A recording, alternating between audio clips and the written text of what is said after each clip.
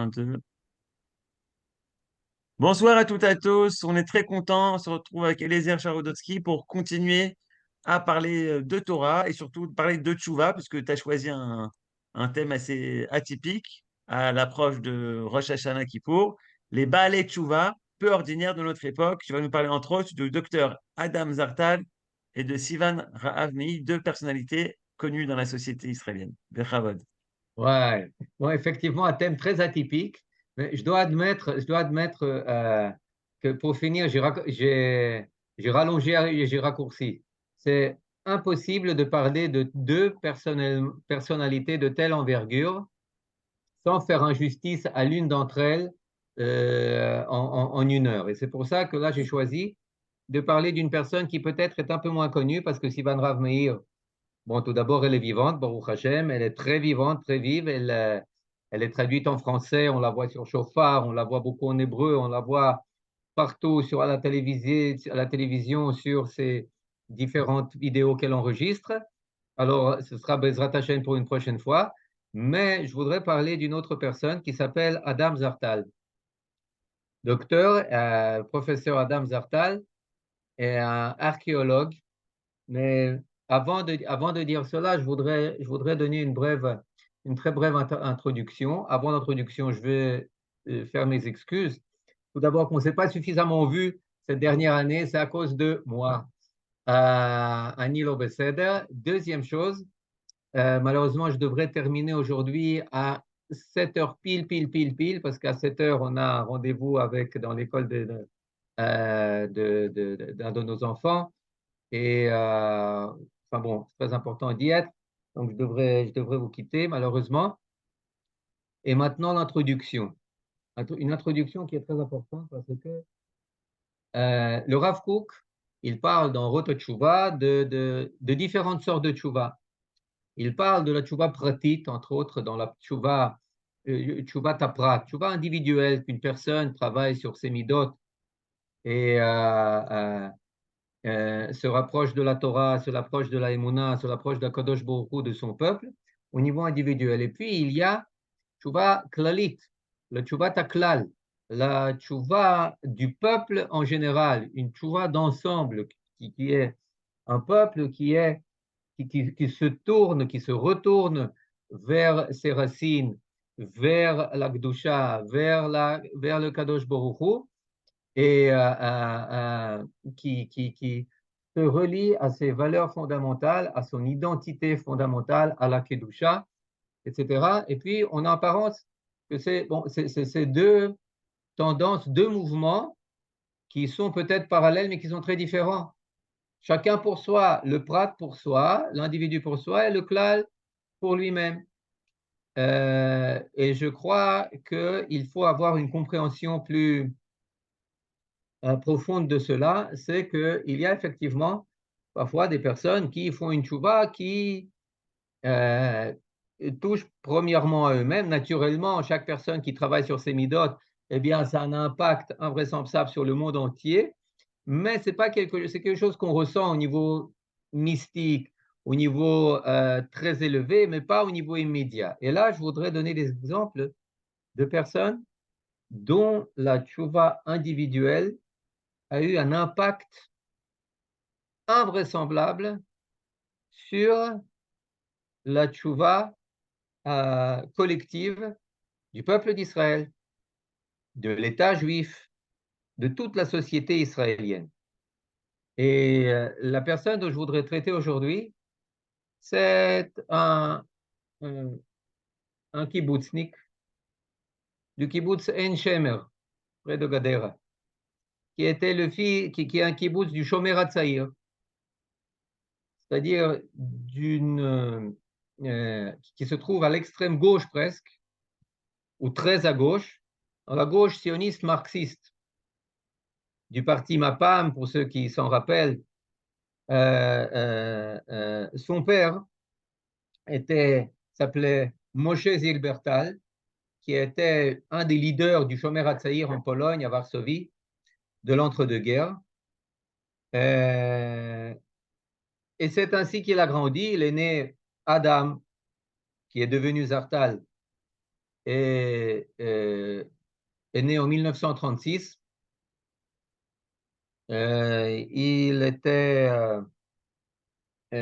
écrivain, scénariste, il était traducteur. Dans l'armée, il était officier du génie. Naturellement, il occupait différentes fonctions dans le kibbutz. Ce n'est pas tout à fait typique dans la mouvance socialiste, marxiste, sioniste.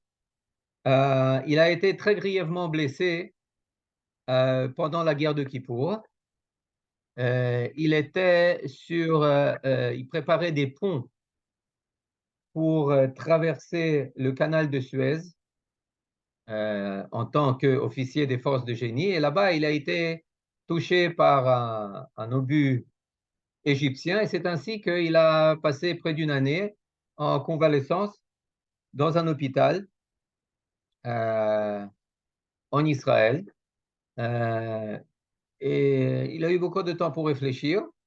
Et pour finir, il a décidé de s'inscrire à la faculté d'archéologie. Ça l'intéressait, de l'université de Tel Aviv.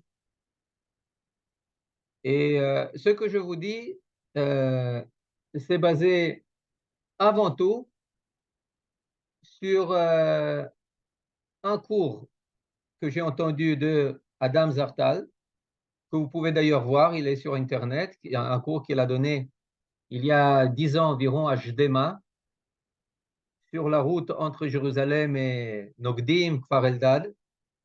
Un cours très intéressant.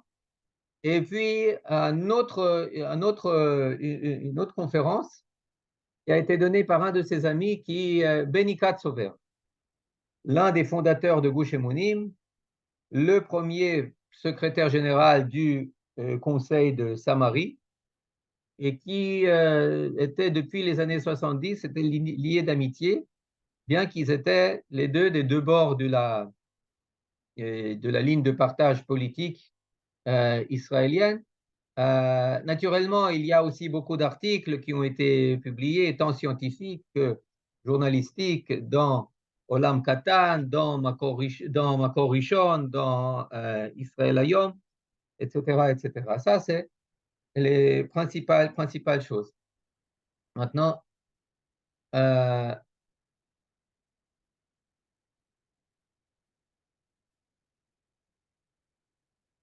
pourquoi est-ce que l'archéologie, elle est très importante? C'est la question qu'on pose à Adam Zartal au début de sa conférence, ou qu'il se pose à soi-même. Pourquoi est-ce que c'est si important de découvrir des vestiges de l'époque biblique?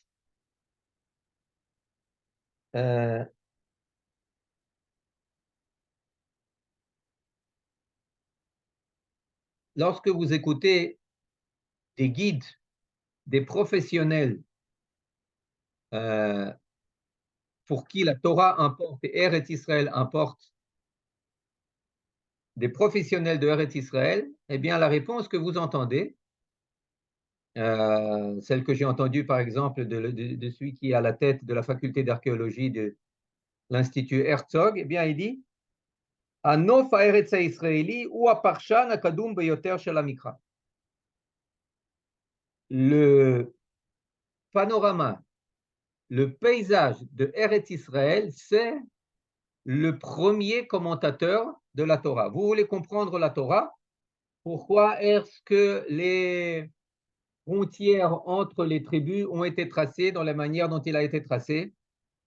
Vous devez connaître le relief, la topographie d'Eretz Israël. Pourquoi est-ce que telle ou telle ville, Emmaüs, Ayalon et ailleurs, sont une telle importance à l'époque biblique, à l'époque des Chasmonéens, à des époques plus tardives? Vous devez être et voir là-bas et voir l'endroit où il se trouve. Okay? Ça, c'est une première réponse qu'on pourrait donner. Une deuxième réponse que donne Adam Zartal, elle est très intéressante. Il faut savoir qu'on a affaire à une personne qui, encore une fois, a grandi dans un milieu pas seulement non pratiquement, mais tout à fait réfractaire à tous les trésors spirituels du monde juif, que ce soit la Torah Shebirtav, Torah Shebe'al Peh. Et lui, c'est très intéressant de l'entendre parler parce qu'il dit la chose suivante. En tant que quelqu'un qui a étudié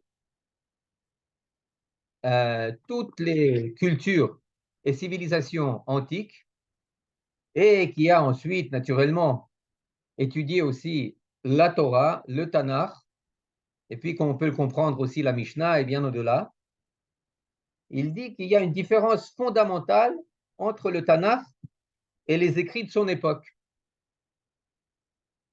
C'est que dans la Torah, quand elle veut nous transmettre un message moral, elle nous le transmet par des histoires entre êtres humains, entre Joseph et ses frères, entre Caïn et Abel, entre Abraham et Sarah, entre Jacob et ses fils, entre David et Bathsheba et Absalom et Nathan. Les messages éthiques essentiels dans la Torah, ils ne sont pas transmis par Mishlei, okay, du roi Salomon, mais avant tout, c'est transmis par des histoires entre êtres humains. Alors que dans le monde qui nous entoure à l'époque, eh bien, ces mêmes messages d'ordre moral, ils sont transmis par des lois. Par exemple, les lois de Hammurabi. Il n'y a pas de personnages. C'est des principes. C'est des principes qui sont émis l'un après l'autre. Si tu fais ça, eh bien, il arrivera ça, etc., etc. Maintenant, si admettons que tout cela n'est qu'un mythe, que toutes ces histoires entre les patriarches et les matriarches, entre les fils et entre les rois et les prophètes, etc., que toutes ces histoires, eh bien, c'est un mythe. Si toute notre histoire biblique, c'est un mythe, eh bien, cela voudrait dire que le message moral qu'elle véhicule, eh bien, c'est aussi un mythe. Ça, c'est la deuxième raison. C'est la première raison que cite Adam Zartal. C'est la deuxième raison qu'on cite. C'est-à-dire, du moment que tu enlèves l'histoire sur laquelle se greffe le Tanakh, eh bien, tu enlèves l'essentiel de son message moral. Deuxième raison, qui est même encore plus évidente, eh bien, si la partie historique de la Torah et du Nach, eh bien, c'est un mythe, alors toute la Magna Carta, la Magna Carta, tous les piliers de base, les piliers fondateurs de notre droit sur la terre d'Israël, eh bien, c'est un faux. Du moment qu'il n'y a aucune prise dans l'histoire de ce que nous relate la Torah, eh bien, cela porte à conséquence, cela est catastrophique quant à notre droit sur notre terre et quant à notre conception, quant à la véracité de notre conception de ce qui est bien et de ce qui est mauvais, de notre moralité. Maintenant, c'est très intéressant d'entendre ces deux arguments de la part d'un historien qui a commencé, comme on le dit, d'une position complètement laïque. Et c'est pour ça qu'il continue que la lutte sur la véracité de notre histoire biblique, eh bien, elle dure depuis plus de 100 ans, avec nos opposants qui ont comme argument clé que, Khaverim, toutes vos histoires, elles sont très gentilles, elles sont très jolies, elles sont très sympathiques, mais il n'y a aucune preuve archéologique. Aucune preuve archéologique de ce que vous soutenez. Pour ceux qui ont foi, eh bien, très bien. Bienheureux soit le croyant, mais pour tous les autres et pour l'humanité entière, ça n'a aucune prise dans la réalité. Et c'est ainsi que d'année en année, eh bien, il y a des publications qui voient le jour. Ici, par exemple, une publication, c'est quelque chose qui a été publié en 1996 en Grande-Bretagne, où il parle de l'invention de l'Israël antique, The Invention of Ancient Israel and the Silencing of Palestinian History. Quand ils disent Palestinian History, l'histoire palestinienne, eh bien, ils font référence aux Cananéens. Et, et d'autres écrits, comme aux États-Unis, le mythe de la création, que les chercheurs, les archéologues qui se concentrent sur l'époque biblique, eh bien, ils disent que tous ces écrits, à partir du Sefer Dvarim, et ensuite Yoshua, Shoftim, essentiellement ces trois livres, c'est quelque chose qui a été écrit à l'époque de Yoshiyahu, c'est-à-dire à peine quelques décennies avant la destruction du premier temple. C'est-à-dire ça n'a rien à voir, c'est-à-dire quelque chose presque 700 ans après l'entrée en Eretz Israël. Donc c'est quelque chose qui est inventé, qui n'a rien à voir, qui n'est pas une réalité historique, parce que ça a été écrit 700 ans après. Rien à voir. Et ce sont les positions qui sont transmises à l'université de Tel Aviv, là où il étudie dans les années 70. C'est les positions maîtres dans toutes les facultés d'archéologie, en Israël comme dans le monde entier, à quelques exceptions près. Et c'est une chose que Adam Zartal se propose d'étudier, pas pour infirmer ça, mais juste pour vérifier. Dans les années 70, quand il commence à écrire son doctorat, et sur la Samarie, sur le territoire de la tribu de Ménaché, la vallée du Jourdain, et il le fait de manière très simple. À la différence de beaucoup d'autres spécialistes, lui, il va sur le terrain et il ne se concentre pas seulement sur un site particulier, mais il fait ce qu'on appelle un seker. Un seker, qu'est-ce que ça veut dire un seker? C'est-à-dire une enquête où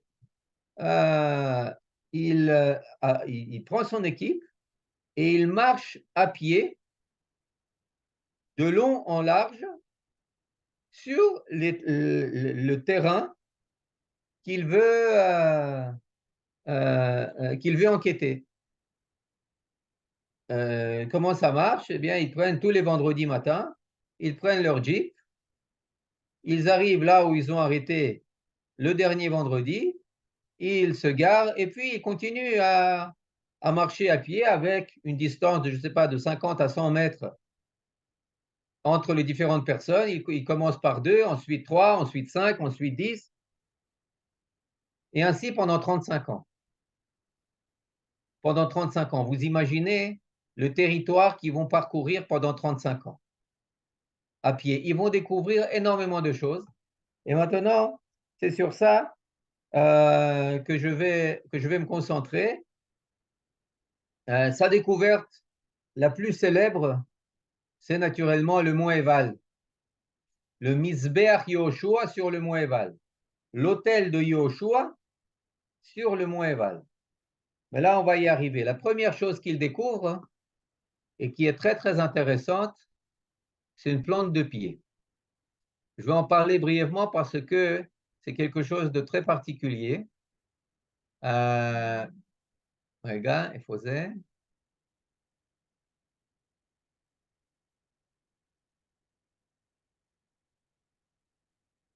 רגע, attendez.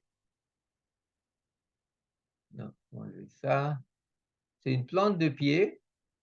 רגע, ככה. Voilà.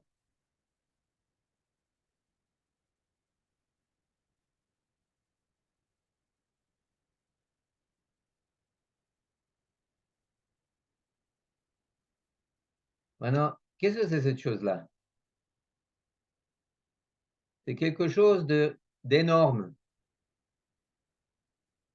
de dizaines, voire de centaines de mètres, des pierres qui font le tour, qui entourent quelque chose, une surface, une aire très grande, et ça a une forme de pied.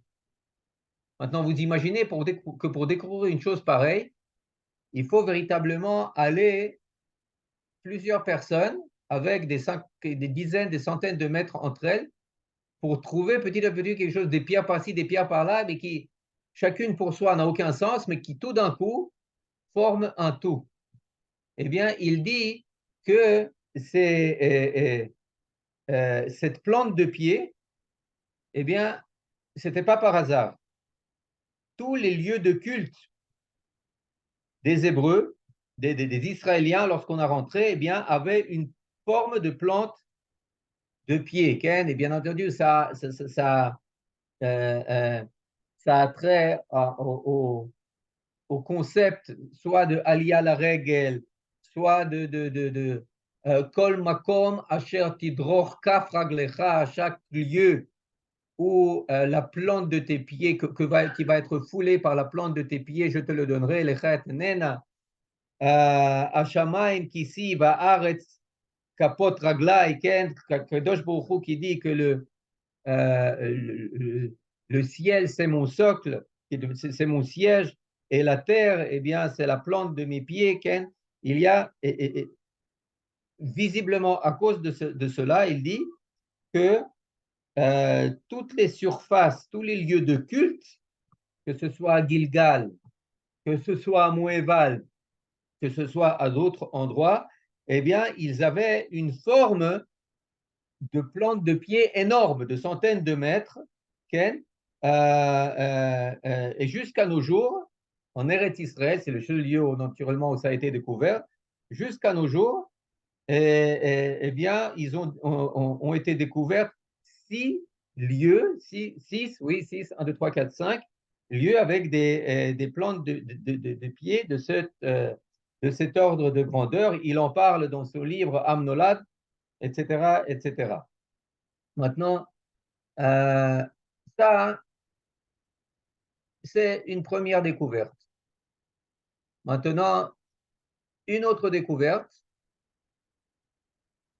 c'est que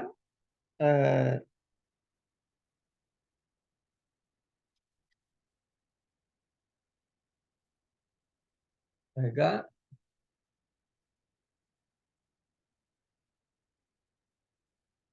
une autre découverte, eh bien, même avant de parler encore du mont Eval, c'est les lieux d'établissement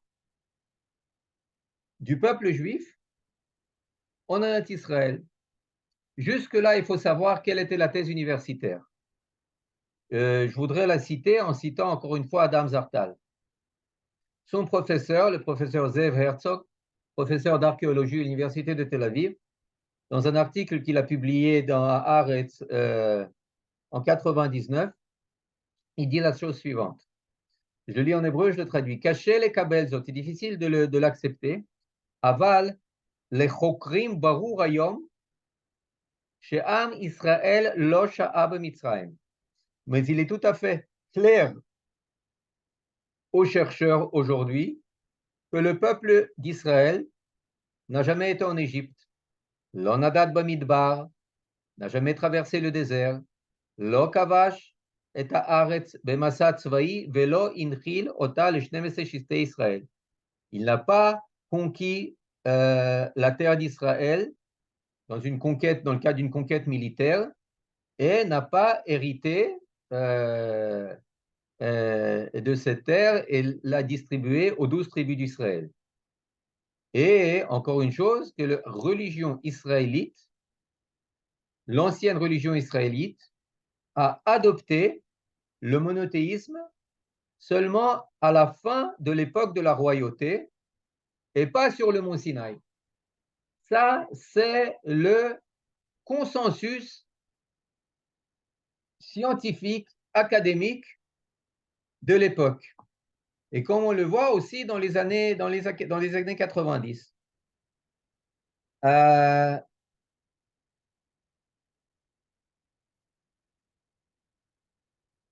Qu'est-ce que en dit le professeur Zartal? Eh bien, il dit la chose suivante, qu'après 35 ans de recherche, il dit que sur tout le territoire de la Samarie, et on va le voir maintenant, regarde, hein,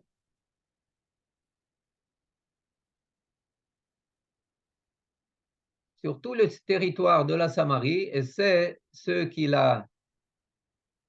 tout ce qu'il a vu en 35 ans de recherche. Vous voyez ce territoire, c'est-à-dire l'écrasante partie de la Samarie, l'écrasante partie de tout ce qui est en brun ici, l'écrasante partie de la vallée du Jourdain, toute cette partie-là de la ligne côtière, il l'a traversée à pied.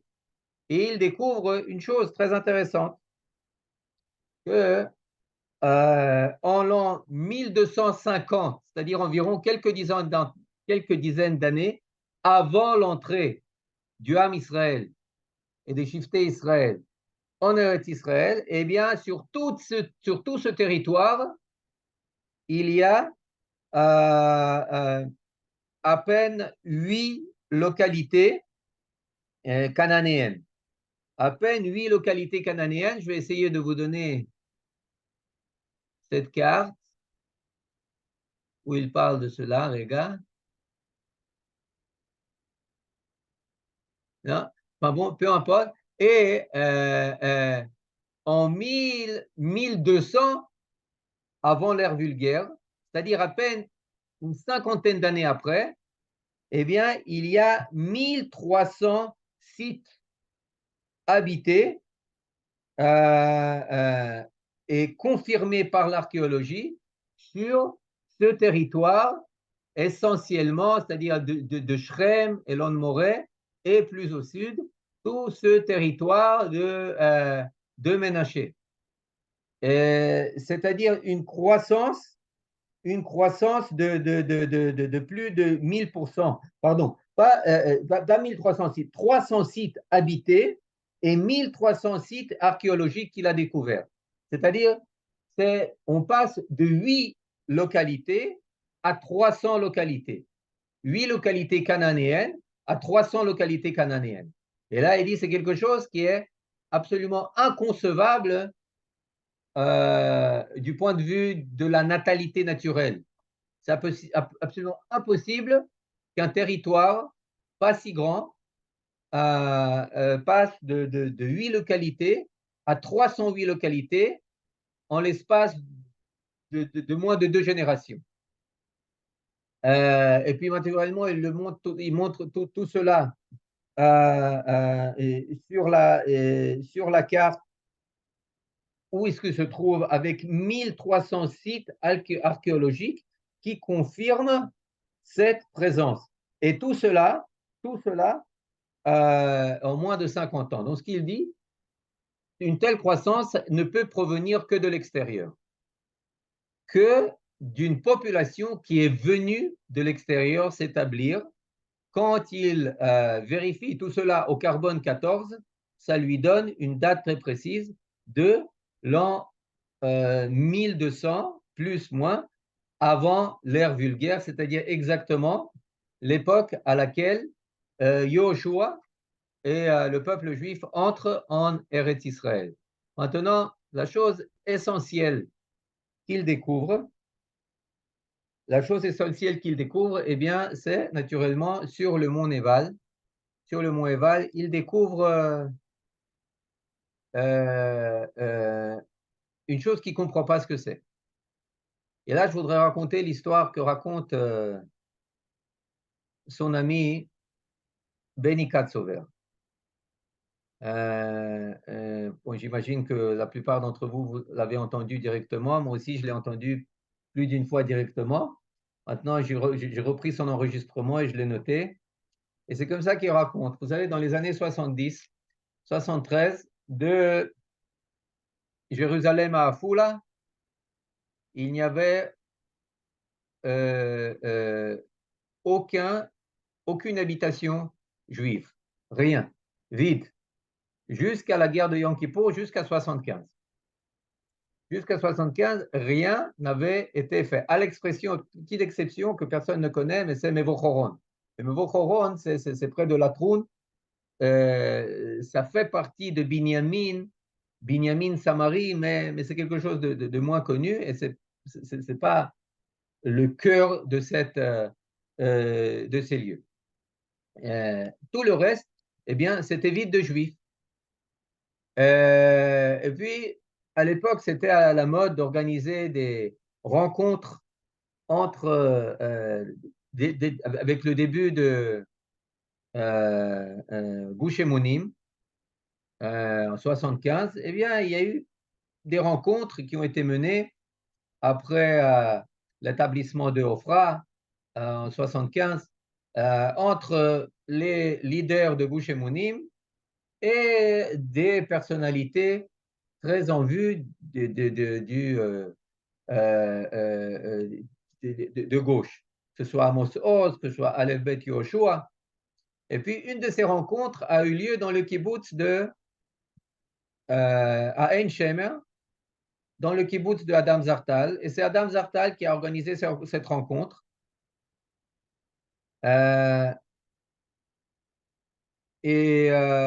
C'est ainsi qu'ils sont devenus amis. Adam Zartal a raconté à Benny Katsover les fouilles qu'il mène en Samarie. Et quand il est arrivé au Mont Eval, eh bien, Benny Katsover s'est joint à ces fouilles, ce qui fait qu'ils ont échangé beaucoup d'idées, ils ont eu beaucoup de discussions, et je voudrais en citer quelques-unes. Après une longue fouille, Adam Zartal s'est adressé à Benny Katsover et lui a dit « Benny, ani mityaser, siyamti lachfor ve'en li musag ma matzati. » Benny, je souffre. J'ai terminé les fouilles et j'ai aucune notion de ce que j'ai trouvé. Maintenant, il faut savoir que c'est les fouilles. Il a trouvé quelque chose. Bon, tout d'abord, il a trouvé un espace énorme sur le mont Eval qui était recouvert de pierres. Mais quand je dis énorme, c'est des centaines de mètres carrés. Et c'était quelque chose d'unique parce que c'était comme une sépulture, mais pas d'une personne, pas d'un Sefer Torah, mais d'un site énorme qu'on avait délibérément enfoui sous terre, sous les pierres. Donc, ça lui a pris beaucoup de temps d'enlever toutes ces pierres. Rappelez-moi ensuite, rappelez-moi dans quelques minutes de revenir sur ce point parce que c'est très important. Ensuite, il a trouvé là-bas une structure très grande d'environ 9 mètres sur 7, mais qui était unique, qui n'avait aucun parallèle ni en Eretz Israël, ni en Chutz La'aretz. Et c'est pour ça qu'il continue et il dit à Benny Katsover, aucune structure pour comparer cela, à quoi je peux comparer cela. Et puis, il y a un autre problème. La structure que j'ai découverte Elle est très étrange. Elle a l'air d'être comme une demeure, une maison, mais il n'y a pas de porte, il n'y a pas de fenêtre, c'est pas un hangar, c'est pas une maison. Et alors, il découvre là-bas, il commence à faire l'état des lieux et il voit qu'il y a énormément de pierres, mais aucune de ces pierres n'a été taillée. Aucune de ces pierres n'a été taillée par du fer, par une épée, par une scie, rien. Au milieu de ces pierres, eh bien, il trouve quelque chose, un ventre, comme un ventre creux. Qu'est-ce que c'est? Attendez. Qu'est-ce que c'est un ventre creux? C'est pas, attendez, regarde. Voilà, ça, je vous ai dit comment ça a été peuplé en 1200. Tous les points rouges, c'est les points de la population juive qui entre. Et là, vous voyez ce de quoi ça avait l'air en 1250, avant l'ère vulgaire. Les points verts, c'est les localités cananéennes. Tout ce qu'il y a entre les deux, vide, vide, vide de personnes, vide de Z. Et là, encore une fois, c'est après l'établissement, après l'entrée des Bnei Israël. Maintenant, on revient sur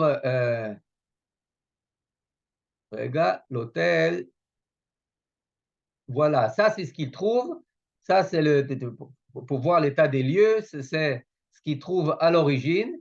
Et ensuite, quand il creuse, il commence juste à creuser sur ce monticule. Et ensuite, ils vont voir la chose suivante.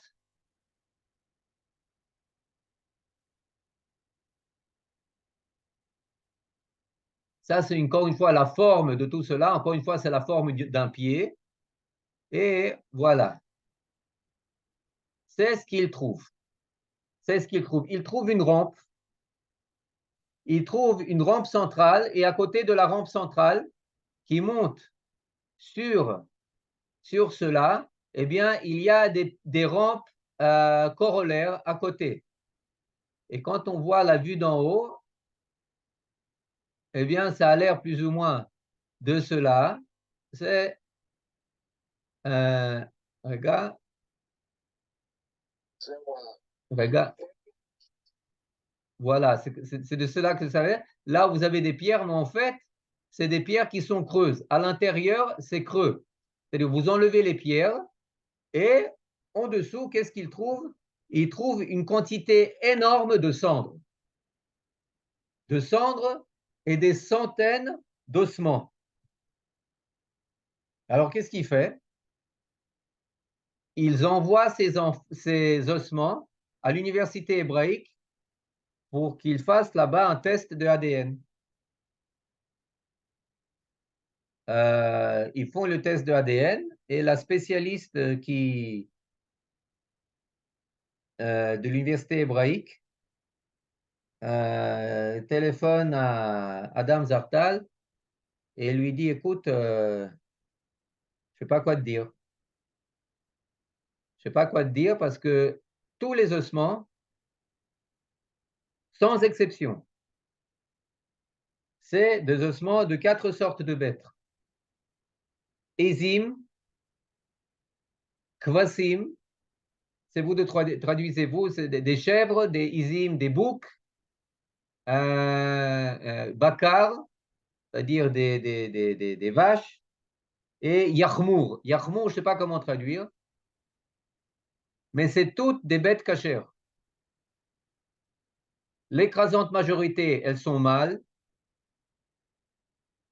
et elles sont presque toutes de très jeune âge, de moins d'un an.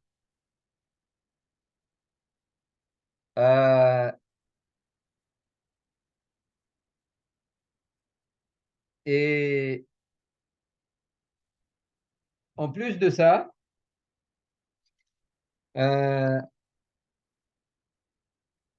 regarde,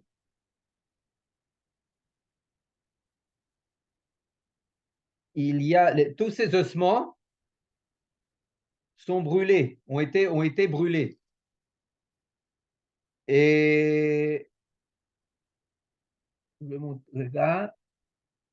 C'est ça, 56.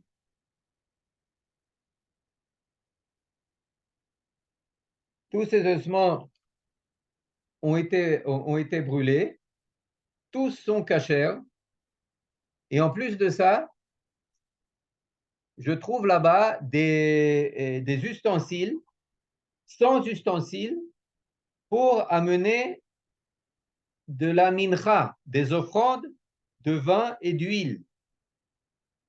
Je trouve d'autres ustensiles avec des signes que je décèle, ce sont des signes que c'est des trumot ou masrot, que c'est de la dîme qui doit être donnée, trumot aux Kohanim, masrot aux Lévi'im et aux pauvres. Et tout cela, eh bien, se trouve en masse à Areval. On trouve aussi là-bas ce qu'on appelle deux scarabées égyptiens. Karpushit Mitzrayim, qu'est-ce que c'est? Voilà, ça c'est Adam Zartal. Okay? Deux scarabées égyptiens. Qu'est-ce que c'est des scarabées égyptiens? Eh bien, c'est des sceaux avec des signatures avec des signatures de l'époque de Ramsès, le deuxième Ramsès, c'est-à-dire le pharaon. Le pharaon, là, vous voyez la poterie juive avec laquelle on amenait les Menachot. Là, c'est des signes, les trous que vous voyez, et les signes, c'est des Trumot au Masrot. Et là, vous allez voir les scarabées égyptiens, c'est-à-dire c'est une forme de scarabée. Qu'est-ce que des scarabées égyptiens font en Eretz Israël? Eh bien, visiblement, ce sont des Juifs qui, il y a 40 ans à peine, sont sortis d'Égypte, qui ont emporté avec eux, naturellement, des signes du lieu qu'ils ont quitté.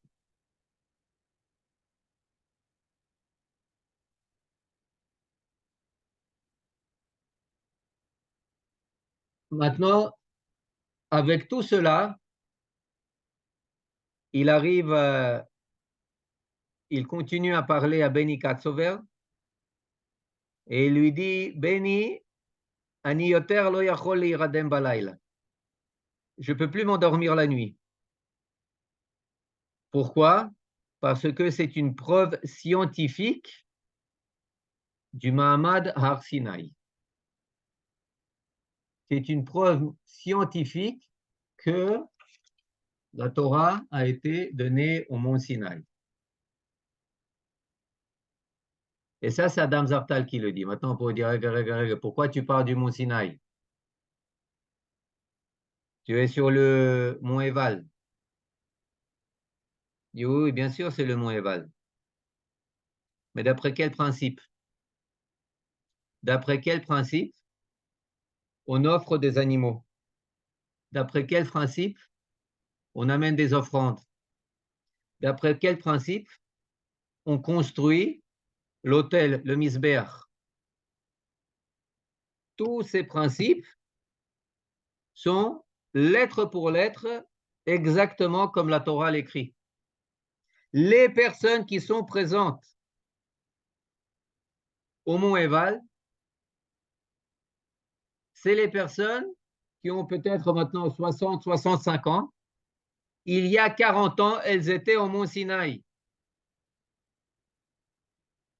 Vous ne pouvez pas les faire marcher, vous ne pouvez pas les bluffer.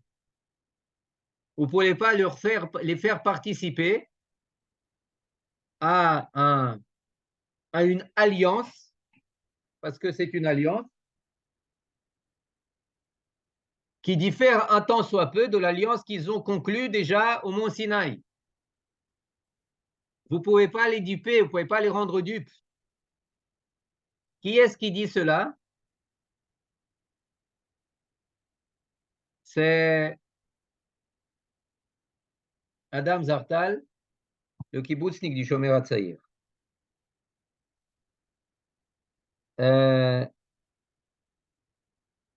Sa découverte, ses découvertes, sa découverte la plus significative, naturellement, c'est le mont Eval. Mais toutes les autres découvertes aussi, les plantes d'épier, les 1300 sites historiques, les 300 lieux qui n'étaient pas habités en 1250 avant l'ère vulgaire, qui étaient habités en 1200 avant l'ère vulgaire, les scarabées égyptiens, la poterie israélienne, juive, alors qu'on disait que les juifs n'avaient pas de poterie à l'époque, des inscriptions en hébreu antique, alors qu'on disait que les Hébreux ne savaient pas écrire, qu'ils ont appris à écrire seulement beaucoup plus tard.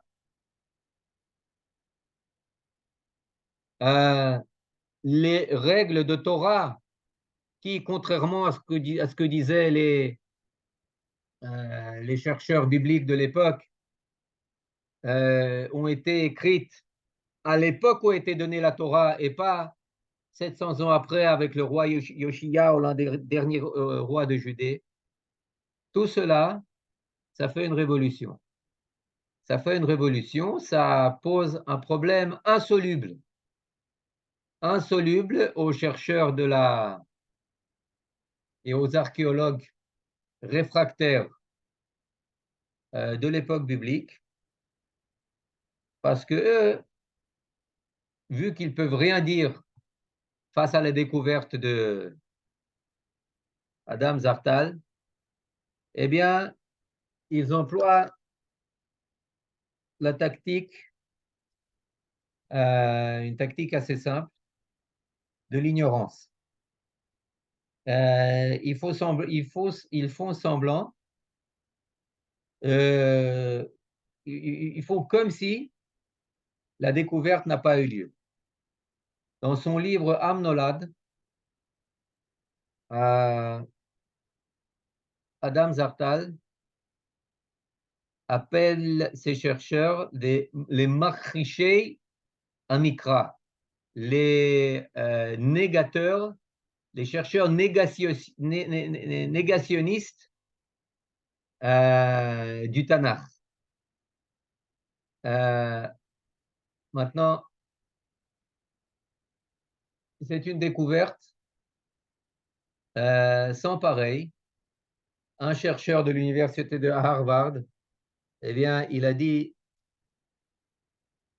s'il y avait véritablement un hôtel sur le mont Eval, comme le dit Adam Zartal, alors nous, les chercheurs et les archéologues bibliques, should go back to kindergarten. Nous devons retourner au jardin d'enfants. Nous devons retourner au jardin d'enfants.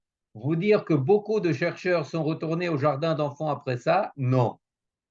Mais est-ce que ça a laissé réfléchir beaucoup d'autres? Oui. Est-ce que ça donne à réflexion encore aujourd'hui? Oui. Est-ce que c'est aujourd'hui, j'imagine que vous suivez l'actualité sur la destruction que mène là-bas l'autorité appelée palestinienne? Eh bien, naturellement, ce n'est pas pour rien qu'elle fait ça. Elle fait son œuvre de négationnisme, à l'instar de Mahmoud Abbas, qui est maître en cette matière. Eh bien, lui, il est maître en négationnisme de la Shoah. L'autorité à la tête de laquelle il se trouve, eh bien, maître en négationnisme de l'histoire juive. Mais comme exemple d'une personne qui a fait une tchouva archéologique exceptionnelle et qui nous donne des arguments, pas seulement au niveau de la foi, au niveau émouni, au niveau de la Torah, au niveau de la mémoire nationale.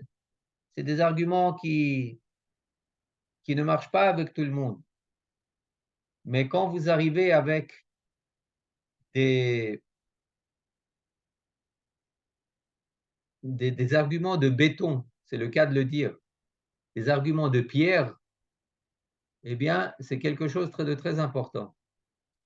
Et en cela, la tchouva professionnelle, individuelle, d'une personne qui était acquise corps et âme aux théories de l'université de Tel Aviv, etc., etc., sa tchouva pour adopter après une souffrance dont il fait part à ses amis, à Beni Katsover, quand il comprend que tout ce qui a été dit dans le livre de Dvarim, dans le livre de Yoshua et de Shoftim, tout cela est vrai et corroboré par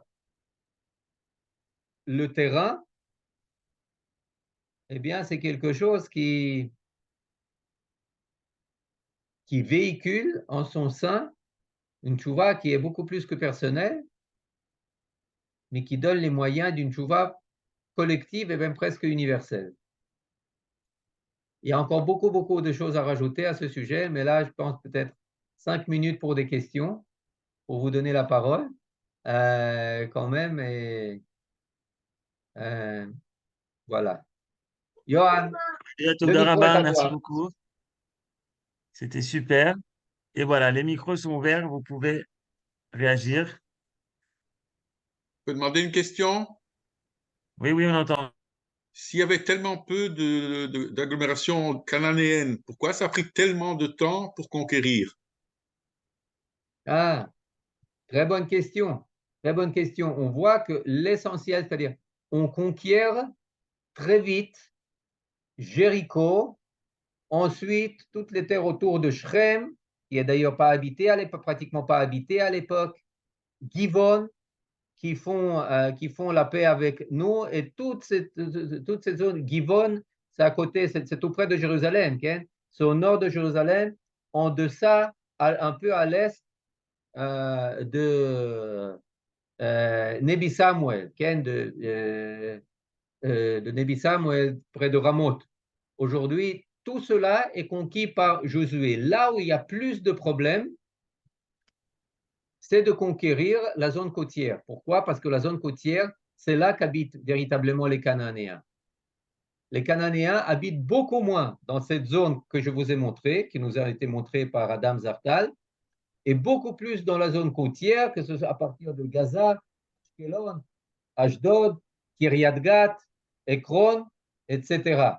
Le tribu de Dan, qui est à l'est, à l'ouest d'Eretz Israël, n'arrive pas à conquérir son territoire, par exemple. Ken?